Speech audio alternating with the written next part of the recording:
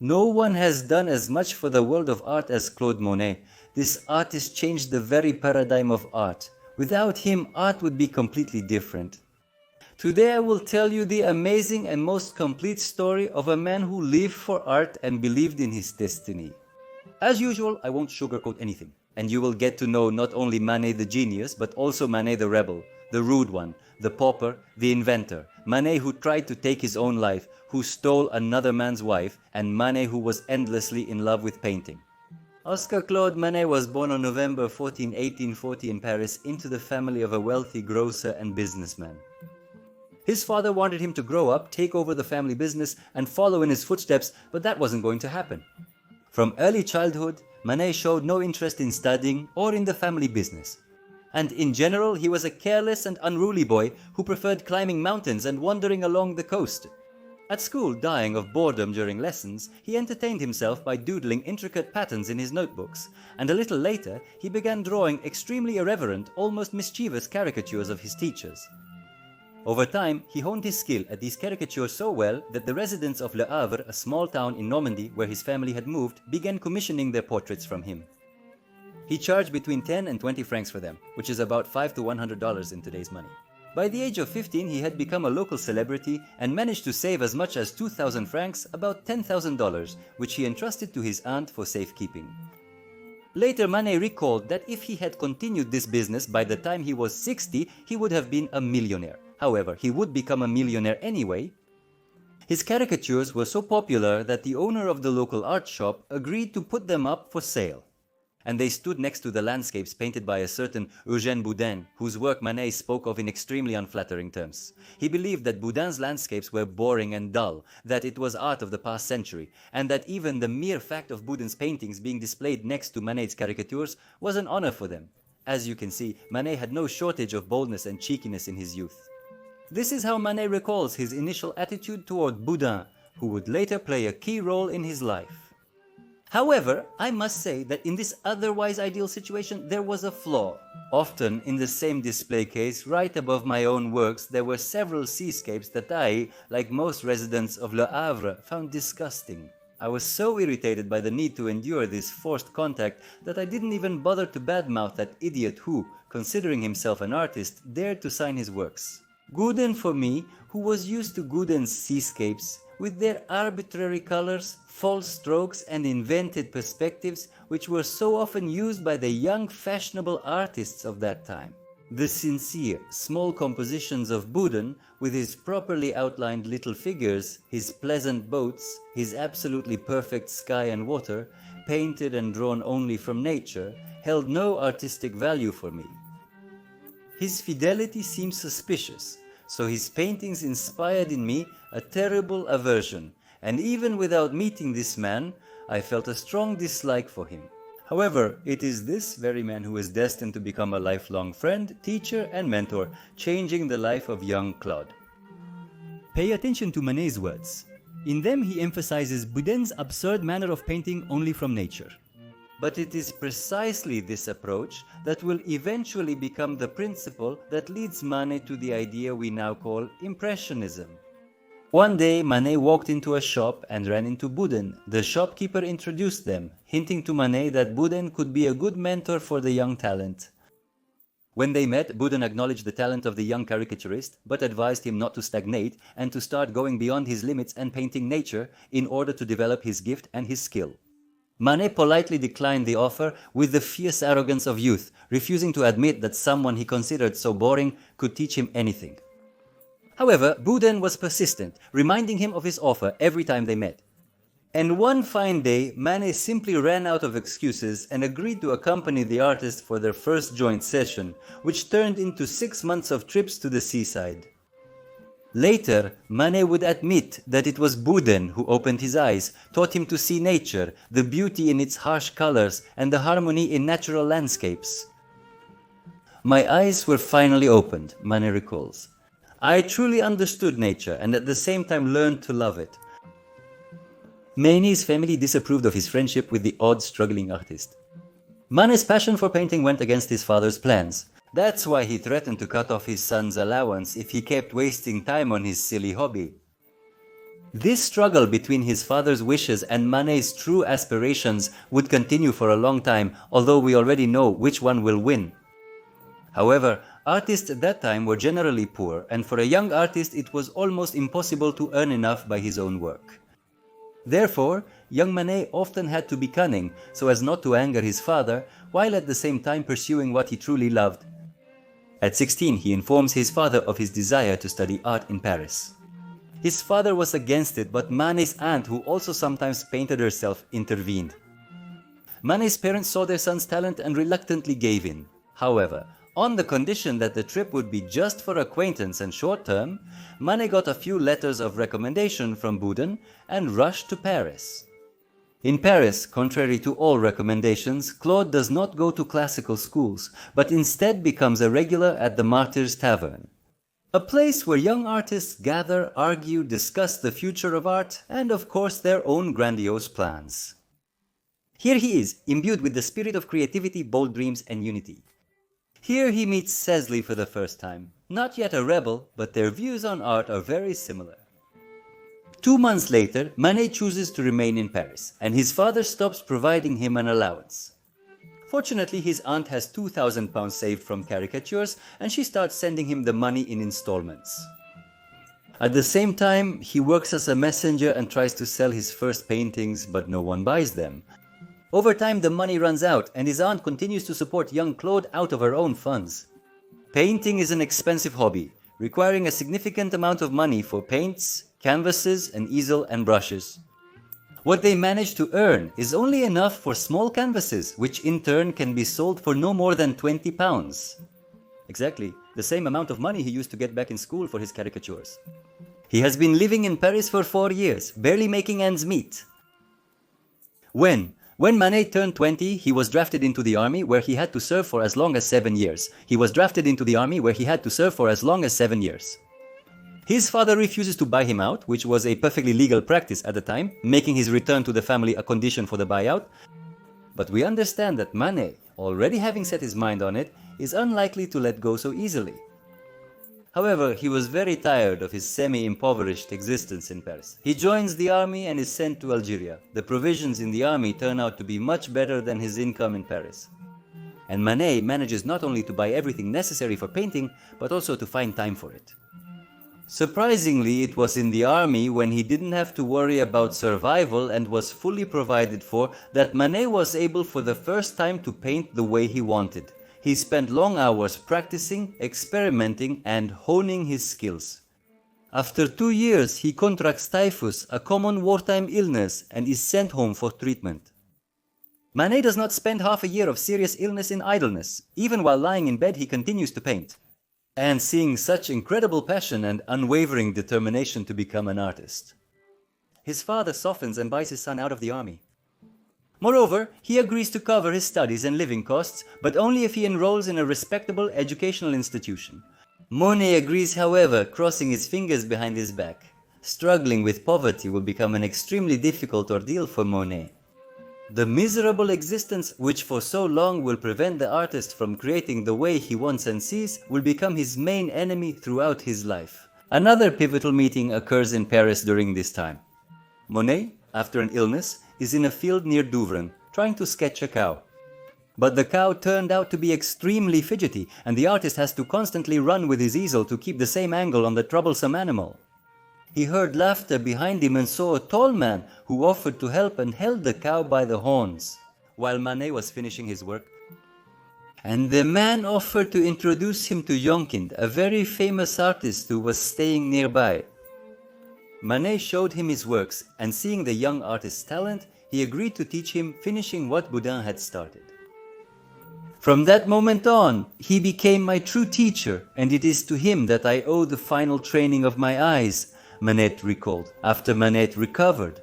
His father insisted that in Paris he would be looked after by the painter Toulmouche, a family friend, who would enroll him in school and send reports about his activities to his father, Toll. Her husband enrolls Manet in the famous school of Monsieur Glaire, an old and respectable master, and Manet even attends classes diligently for a couple of weeks until something completely unacceptable happens. Looking at Manet's sketches of the male model, Monsieur Glaire says that they are too naturalistic. that Manet depicted the model with all his flaws, stocky and with big feet. "This is ugly," says the teacher. "It's always worth embellishing a little, keeping the classics in mind. Narrow the woman's waist, remove wrinkles, make the man's figure more stately." Monet listened in horror as he was taught to use his talent to flatter the client, to conform to the canons of academic art, presenting wishful thinking as reality. He remembers, "I was stunned. Truth, life, nature, everything that stirred emotions in me, everything that for me made up the true essence and reason for the existence of art was not important to this man. I didn't want to stay with him. I didn't believe that I was born to follow his pursuit of lost illusions and other nonsense. What's the point of persisting?" Manet decides to drop out of school, but for a few more weeks he keeps attending class so as not to upset his father and not to lose his allowance for the next month. However, it is at this school that Manet meets three young artists, Auguste, Alfred, and Frederick, also students who will become his closest friends. And it is this acquaintance that will soon determine the course of art's development. You have probably already guessed that these were the young, then unknown Auguste Renoir, Alfred Sisley, and Frederic Bazille. Soon videos about all three of them will be released on my channel, so subscribe, it's going to be just as interesting. Bazille, unfortunately, will soon die without having had the chance to leave a significant mark on art, but he becomes Manet's closest friend for the following years. Manet encourages all three of them to rebel, and they leave the school of the grumpy old man. Manet and Bazille rent a studio together.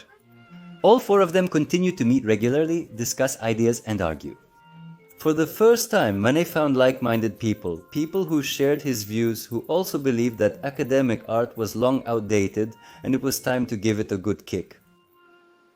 This mutual support was invaluable when the young rebels constantly had to make choices between what the soul asks to create and what can be sold. And at that time, there was only one institution that allowed artists to achieve success, the annual Paris Salon. This was an annual exhibition where academics selected paintings from all over the world. Having a painting approved was a kind of mark of quality, recognition from the professional community, and it was the dream of every young artist. Only after that could you expect your name to become known and to sell your painting at a good price. I discussed this in my Impressionists video. Watch it, link in the description. And of course, all four of them want to get into the Salon. Manet, thanks to good teachers and incredible diligence, makes quick progress. And already in 1865, at the age of 25, two of his works with seascapes are accepted into the Paris Salon. And they are even hung in a good prominent place. As you can see, the paintings are still created in a classical manner, but unfortunately, they were never sold. And Manet really needed the money. Devastated by his failure and unable to pay for his studio in Paris anymore, Manet, together with Bazille, moved to a place called Chy near Paris. At that time, they had to move frequently, always seeking more affordable places to live. Sometimes Manet would simply run away from his apartments without paying the rent. The Salon's failure made Manet realize that the usual tiny landscapes interested no one. It's almost impossible to stand out among thousands of artists painting in the same style. But he has one unique skill. He always paints from life and outdoors, not in a studio. Usually, artists would make sketches from life but finish their paintings in the studio. That's why the paintings of the old masters are so gloomy. They were finished by candlelight. And for the Salon of 1866, Edouard Manet decides to paint a large canvas, a challenge to Edouard Manet with his luncheon on the grass. Edouard Manet was already very famous at that time, I would even say scandalously famous. His Olympia and the sensational luncheon on the grass were the talk of the outraged public. And Manet decides to outdo the famous artist not only with his skill, but also with the size riding on his scandalous fame. He spends his last money to buy a huge canvas, 4 by 6 meters, and gets to work. Bazille poses for the male figures, and for the female ones, Manet suggests to his friend to try his own girlfriend, 18-year-old Camille Dancieux. He works on the painting for months, making constant adjustments, but never finishes it in the end. The task he took on turns out to be not only difficult, but also uninteresting. Copying someone else's idea doesn't appeal to Manet, and he abandons the painting. However, it becomes the reason for his first real success in life. He and Camille fall in love with each other. Camille Doncieux will soon become Camille Manet and will pose for him in all his subsequent paintings. Besides love, Manet, who never had money for expensive models, will also gain a muse and a model. And this will allow him to expand his subjects and create several paintings that later became the hallmark of Impressionism and are still admired by the whole world. However, with the Salon nearby, Manet paints another canvas, also featuring Camille, the woman in green. This painting is accepted into the Paris Salon, and the painting causes an unexpected sensation, but the sensation is due to a ridiculous mistake, which however turns out to be fateful for Manet. Manet spreads a rumor that he finished the painting in just 4 days, although in reality he worked on it for several months. And this alone caused a stir. Such excellent work in just 4 days, the public was delighted. Finally, Manet painted something classical. Not outrageous, not vulgar, not another nude. But wait, did Manet ever really paint anything vulgar? Yes, he didn't even have a model. It turns out, friends, just like many of our contemporaries. The audience and judges at the Salon confused Claude Monet and Edouard Manet. Monet recalls that Manet held an old grudge against him. At the Salon of 1866, on opening day, he was immediately met with enthusiastic praise. "Excellent, my friend, your painting." There were handshakes, bravos, and congratulations. As you can imagine, this was Monet, was overjoyed. You can also imagine his surprise when he discovered that the painting that had been so highly praised was actually one of mine. It was a woman in green. By a twist of fate, just as he was trying to slip away, he ran into a group of people that included Basil. "And me," he exclaimed, "Ah, my friend, this is disgusting, I'm furious. All I ever get are compliments about a painting that isn't even mine." One might think it's a deception. Before that, Edouard Monet had already spoken disdainfully about Claude Monet's style. "Look at this young man who wants to paint from nature, as if the ancients never thought about it." So, as you can imagine, Monet and Monet's first meeting wasn't the most successful, but that won't stop them from soon becoming friends. However, this unfortunate mistake worked in Monet's favor. In fact, by taking advantage of his infamous colleague's name, he was able to draw attention to himself and his skill. After all, if people admired women in green as much as Manet's painting, they could no longer say it was bad, just because it had a different author. The painting was sold for as much as 800 francs, $4,000 in today's money, and Manet was simply happy. Encouraged by his first financial success, he started painting women in the garden for the next Salon, with Camille posing as all the women. For the first time, he chooses to paint the large canvas entirely outdoors using his skill. But the painting is huge, and to reach the top of the canvas, he had to dig a trench and lower the painting into it using a special winch. Manet became bolder. He decides that it's not necessary to paint the faces in detail. He's interested in the play of light on the dresses and foliage. Every day he waits for the right moment to accurately capture the play of light, just like he did yesterday. But the work was rejected by the Salon of 1967. What are these blurred faces? What kind of vulgar attitude toward the model and disrespect for painting is this? Having spent all the money from selling his paintings, Manet falls into depression. Later, in 1921, 54 years later, when Manet becomes famous, France will buy his rejected women in the garden for 200,000 francs. But for now, he has to scrape paint off old canvases, so he doesn't have to buy new ones and can keep painting. In utter despair, she throws herself into the Seine at one point, attempts to take her own life. But on the way, she turns back and gets out onto dry land, to all our relief, not daring to take this desperate step.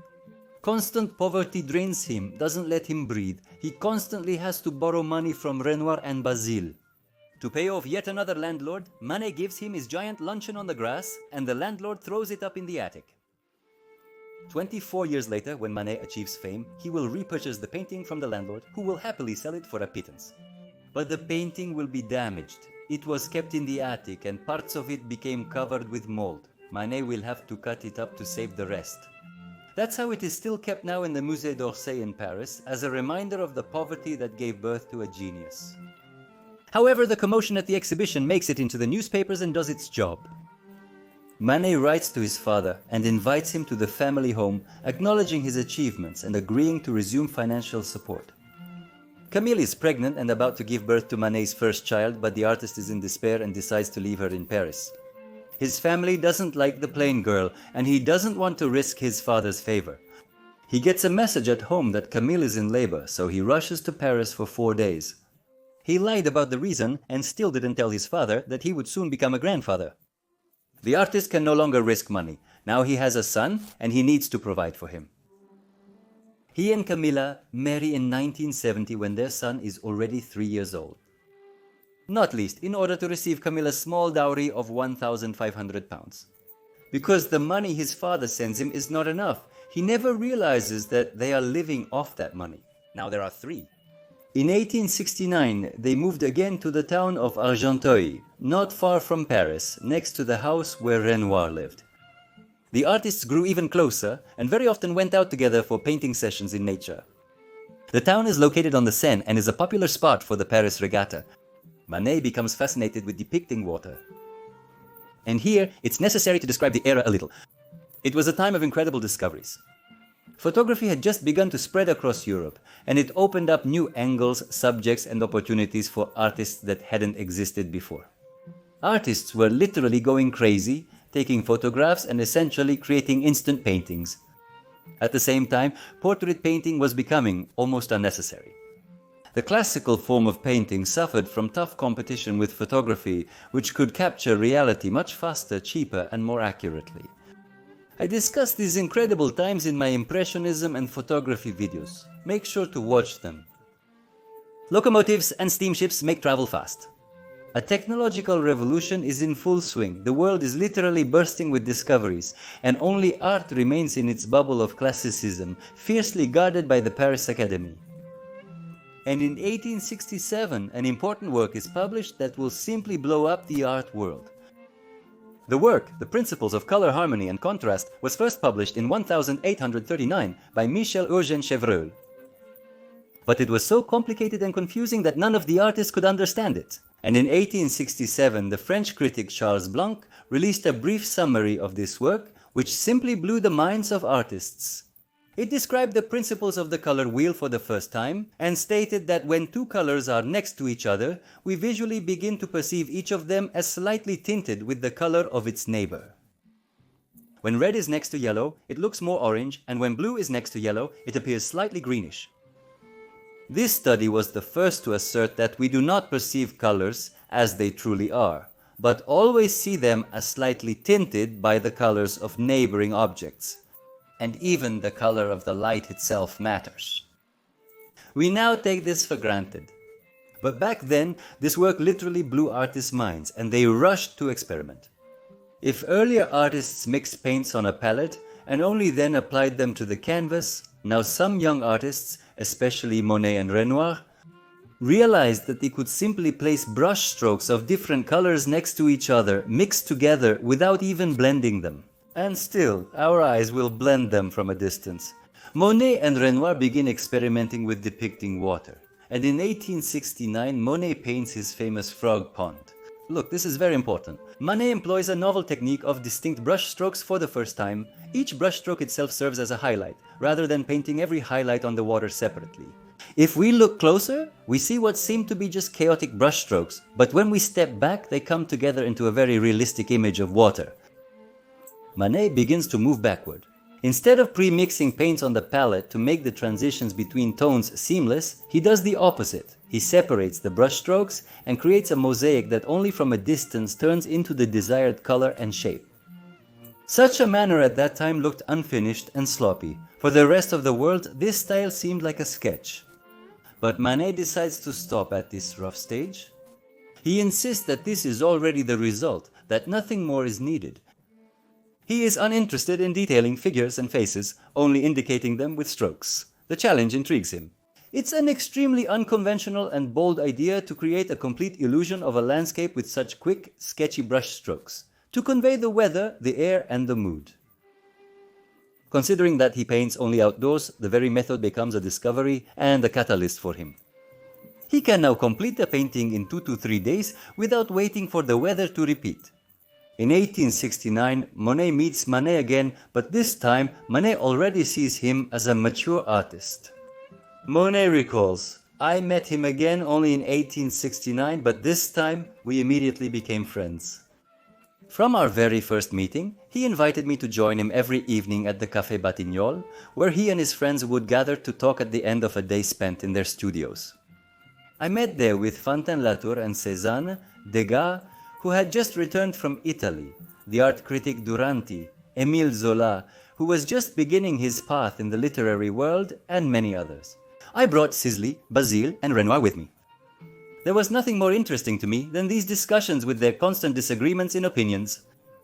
Our minds and souls were stimulated. We encouraged each other to conduct impartial and sincere research. We nourished each other with enthusiasm that had the power to sustain us for weeks on end until we could give a definite shape to an idea.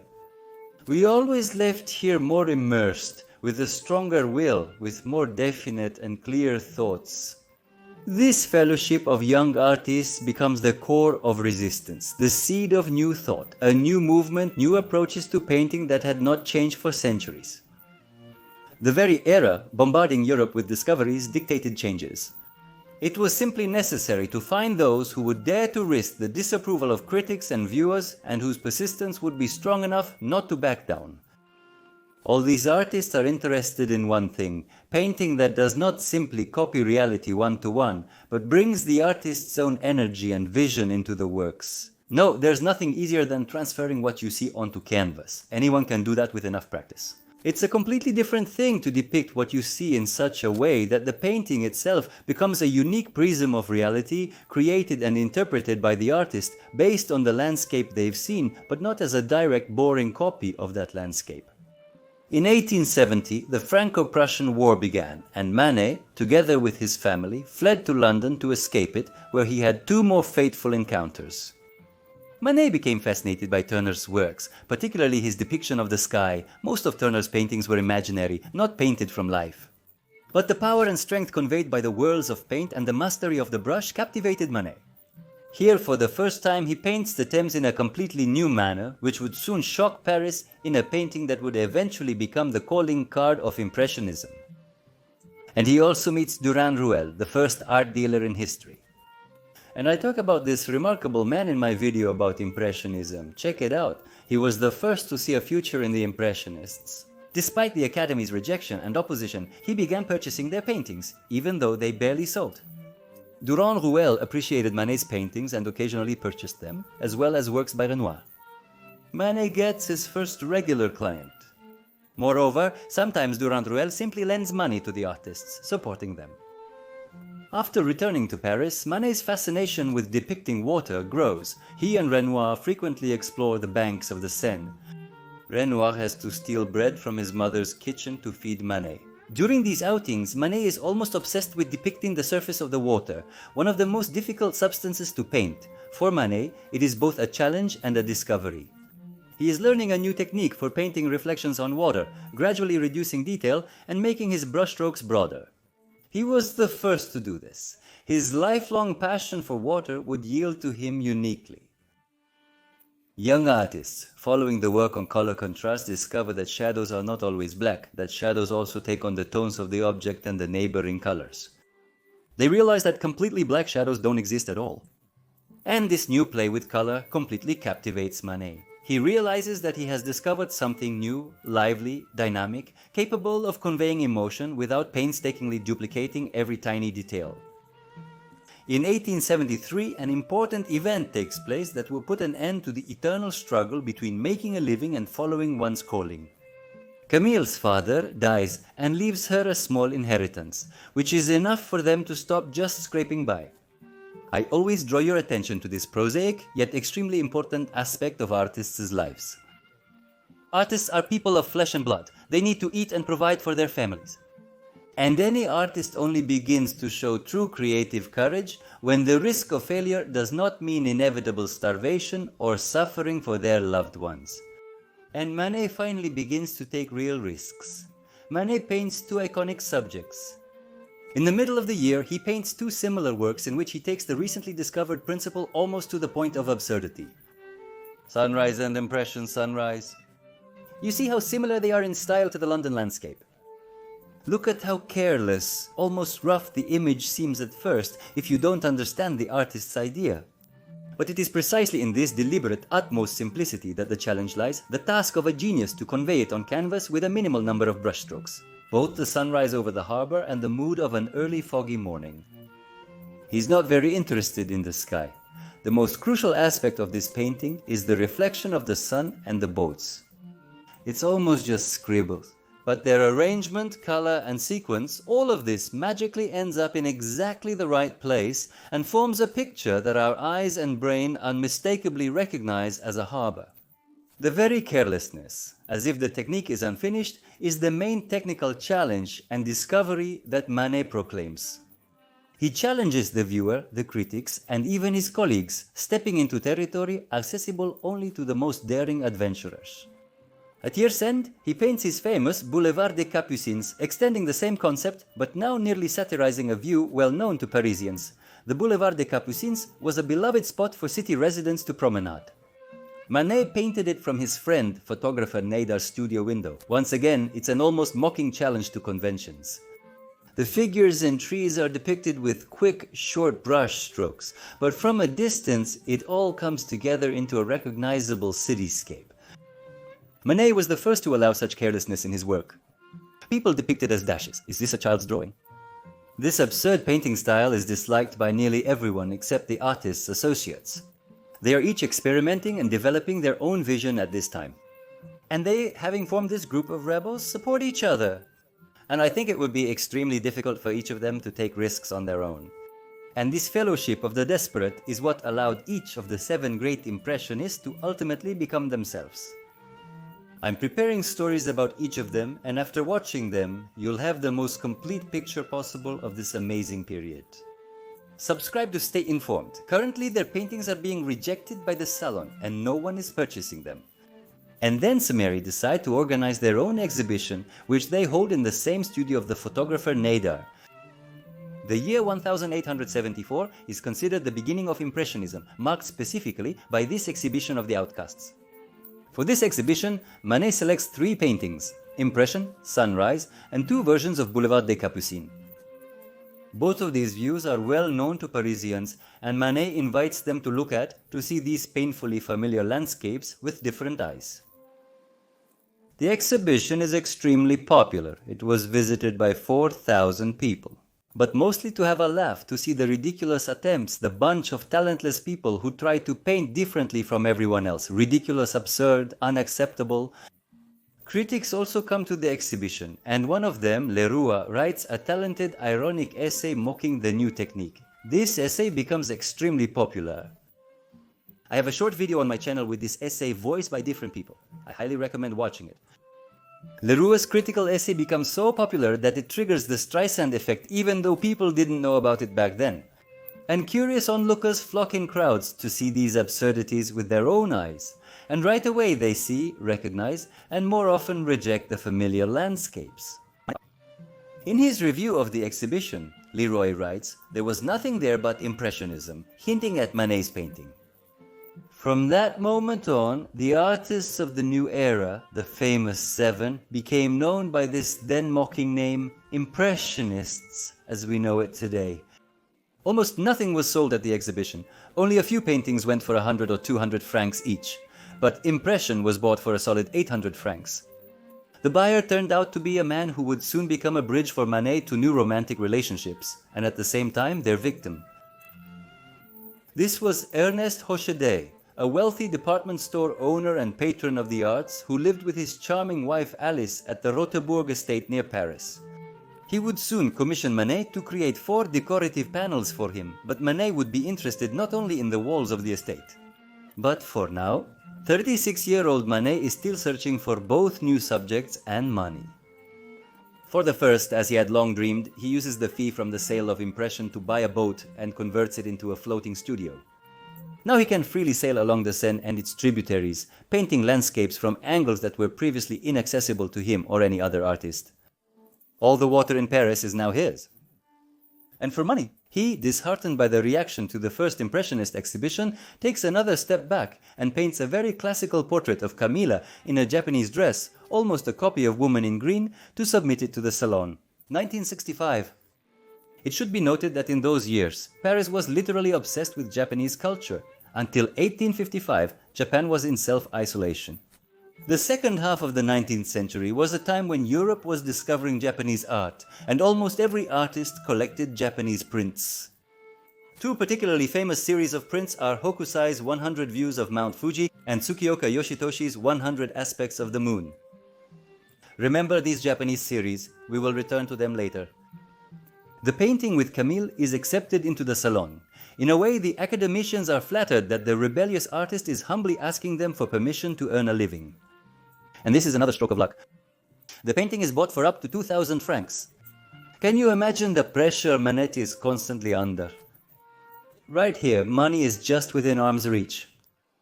But you want something else? You're already fired up with an idea and you know for sure that it's the future, but to make this idea happen, you need money. It's a painful choice that a starving artist had to make every day. Thank God, at least Durand-Ruel still buys Manet's experimental paintings that nobody needs, little by little. As luck would have it, in the second half of the 1870s, an economic crisis hit. Dozens of businesses went bankrupt and people started saving money. And luxury items, including paintings, are the first to be cut. And even Durand-Ruel can no longer afford to spend money in vain buying promising but unsellable art. Fortunately, that very Ernest Hochet manages to commission and even pay Manet for the 4 panels agreed upon for his estate. And Manet moves to the worksite for a while, to the estate where the businessman owner is absent for weeks at a time and where his beautiful wife Alice Hochet is bored. Ernest quickly goes bankrupt after starting the work and departs for Paris to work as a journalist at a newspaper. He is unaware that he let an artist into his house and, as they say, someone else into his garden. Manet works there all summer and autumn, and 9 months after Manet began working on the paintings, Elie has a son. Ernest never returns home, leaving behind a family of 6 children and a wife who, after her husband's bankruptcy, eventually moves in with Manet and Camille, who have moved back to Poissy.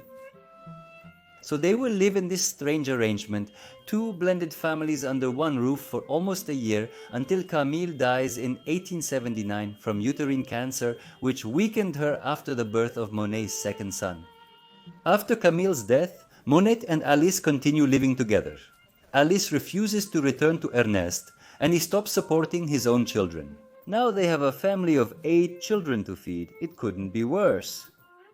However, some small amount of fame has already come to Monet. He's no longer a young man. His paintings have already been bought several times for impressive sums. He has gained enough experience and is respected in artistic circles. The sale of paintings still isn't enough to pay the rent and feed his huge family of 10 people. But the French economy is coming out of the crisis, and in 1880, Durand-Ruel appears on the horizon again, having already improved his financial situation a bit.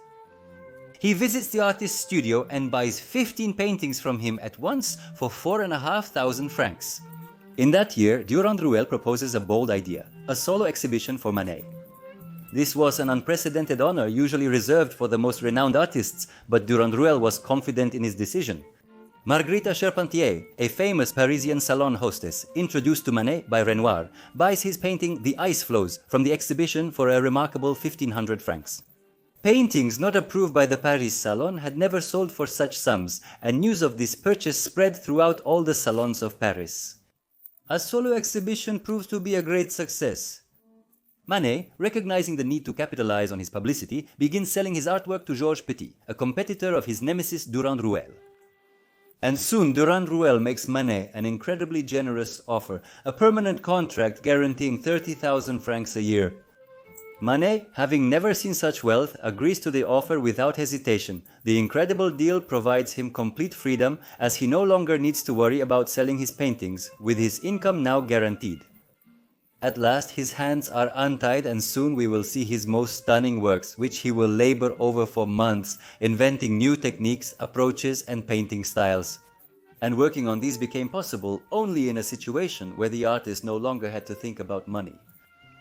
Durand-Ruel, a man you may have never even heard of, made an invaluable contribution to the development of art by creating a genius. Manet didn't gain immediate fame after becoming free. The conditions in which he achieved freedom were not the only factor. It would take another 10 whole years for him to be recognized, for his paintings to be bought not only by Durand-Ruel. The art world still faces the chicken and egg dilemma, just like in the past. For an artist to be bought, he needs a name. And for him to get a name, his paintings need to be bought by recognized people or institutions like museums. But that's still a long way off. Conservative Europe is resisting these upstart impressionists with all its might. But even this insurmountable obstacle will be overcome by Durand-Ruel, who will take a step that will outsmart everyone and make Manet a star. Manet declines to take part in the 1880 Impressionist exhibition. From this moment on, while maintaining good friendly relations with other artists, he will seclude himself in his house in Giverny, which he will be able to buy out completely in 3 years. It is in this house that he will create a garden and a pond with lilies, which he will paint during the last years of his life. Well, now the artist can finally breathe freely and begin to do what he always wanted, work with light and reflections, as the Impressionists called them back then.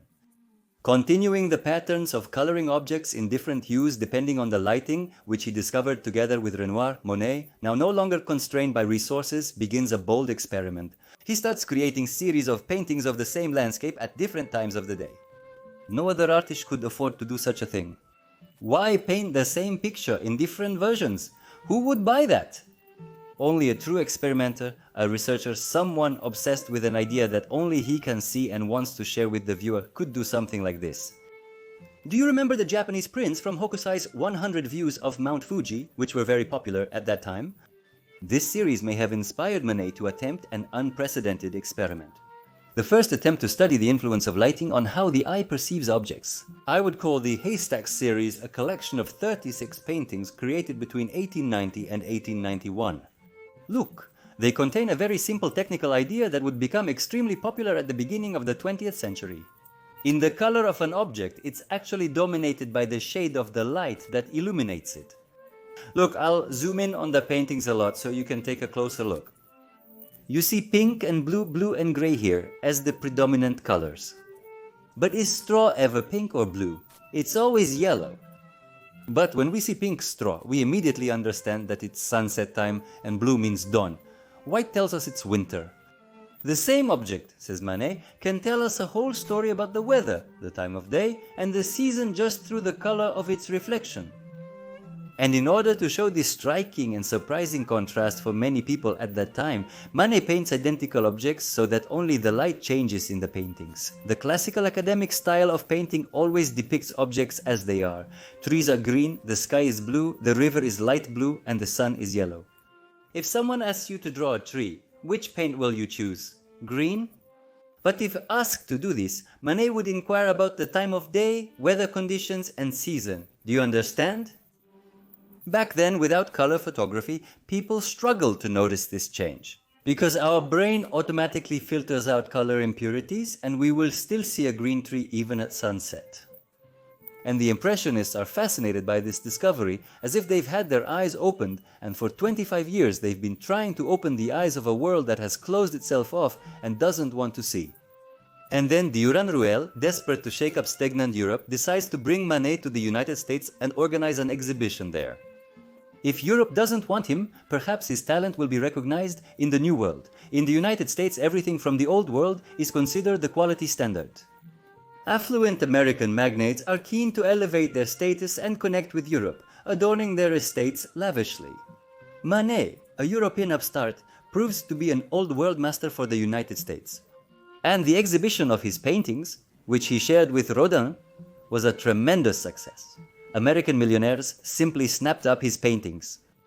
He returns to Europe famous and wealthy, but most importantly, he finally breaks the eternal chicken and egg dilemma. Art lovers are already buying his paintings at a fair price. Durand-Ruel opens a New York branch of his gallery, ensuring the financial success of European Impressionists from then on. However, Europe will continue to resist for a long time, and the first European museum will only buy an Impressionist painting 10 years later. And Manet becomes famous in the following year, 1891. His Haystack Paintings exhibition brings him great success and rave reviews from critics. At 51, Manet has achieved the success he had been working toward for nearly his entire life. Half a century later, it is well deserved. Manet now has so much money that he builds a separate studio next to his house. He is so famous that he negotiates with the Giverny town hall and changes the course of the river to create a pond with lilies on his property. And he hires 6 gardeners who create a floral paradise on earth in his garden. And a few years later, in 1895, Manet creates perhaps his most monumental and famous series of 35 paintings. Rouen Cathedral. This series turns out to be the crescendo of his already famous approach. Rouen Cathedral is the perfect subject. It is neutral in color itself, which means the shades of light will be much richer. But here he is not only playing with reflections. The brush strokes themselves create the architecture of the cathedral, almost sculpting the facade of the building with thick oil paint. It's very hard to convey the mastery through a screen. Impressionist paintings need to be viewed in person. But I'll try to show you up close, and here you'll see that this is exactly how they decided with Renoir. There are no black shadows here. Every doorway, every shadow is a combination of unmixed brush strokes with completely unexpected colors. But when we look from a distance, we clearly see the picture we've seen many times, and our brain doesn't notice these colors. Can you imagine what kind of eye Manet had to be able to see like that in those days? To create such a piercing, vivid and understandable statement for everyone, to make a small discovery for all of us. 20 paintings from the series were presented at the exhibition, and all of them were sold for 15 to 20,000 francs each. Manet becomes a millionaire, a far cry from when he used to sell his paintings for a mere 20 francs. From this time on, Manet becomes like a deity. Young artists set up a common settlement near his house in Giverny to study his art, copy it, absorb his genius, and worship him. At age 55, Manet has no intention of stopping. In 1902, Durand-Ruel holds another exhibition featuring 39 paintings, all of which sell out within 2 days. Since the early 1900s, the now famous Manet has been spending more time at home. He built 2 Japanese bridges in his garden and grew lilies in the pond. He has a new old passion: water. For the last 20 years of his life, he will paint almost exclusively his pond and garden, perfecting a new, unprecedented technique of combining perpendicular brush strokes, which, in a remarkable way, allows him to depict the smooth surface of the pond.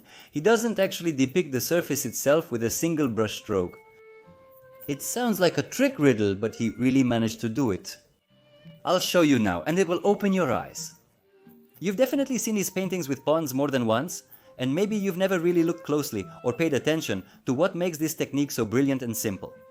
Look, when we see this landscape, we can clearly see the mirror-like surface of the pond, right? But it's not truly present in the painting. This illusion is created by perfectly placed brush strokes. The vertical strokes are responsible for the reflection of the trees, and they would just be upside-down trees if it weren't for the horizontal patches of lily leaves. They cross the vertical strokes, cut through them, and by being placed in the foreground, they create the perspective of a mirrored water surface, even though the surface itself isn't there. Not a single brush stroke represents a separate highlight on the water. Manet takes the depiction of water to the absolute, even without actually painting it. His drive to simplify the representation of the water surface reaches its peak, making its depiction unnecessary. And yet, our eyes still clearly and unmistakably see this pond and the lilies floating on it. You see it, right? It's genius, it's amazing. And yes, now that we see it, it seems so simple to us, and we feel like we could have figured it out ourselves. But for hundreds of years, people painted water, tried to convey its transparency, the reflections on the water, but they had never managed to depict what isn't even depicted. A crucial period remains. In 1907, Manet's eyesight began deteriorating due to cataracts, causing vision loss. Can you imagine what a tragedy it is for a person with such genius eyes to start losing what makes up his entire life? People with cataracts start to see objects blurry, sometimes with spots, as if there are drops on the glass. But besides that, the surrounding world starts to be dominated by a yellow color. Cataract is a clouding of the eye's lens, but the lens itself isn't white, it's yellowish. Yellow light blocks ultraviolet and protects the eye from damage, but it also blocks blue colors. As we age, our lens yellows, altering our color perception compared to childhood, making colors appear warmer. And Manet is already 70 years old. Clouding of the lens leads to severe distortions, colors become brownish, and we can see this in the palette of his paintings. But Manet is afraid to have the surgery. It's too risky. His friend had severe complications after a similar operation. The disease progresses very slowly, and at first Manet doesn't pay attention to it, but gradually he begins to realize that the distortions are too strong. He labels the paint cans with color names to avoid mistakes and forgoes painting the horizon to skip the ever-changing sky. But he knows his pond well. In fact, he paints from memory. Manet postpones the operation until the very end, until he is almost completely blind. Only 10 years later, at the age of 82, he agrees to have surgery on one eye. The operation is successful, but Manet has to wear special yellowish glasses because his color perception is distorted. Manet hates the glasses because they distort proportions.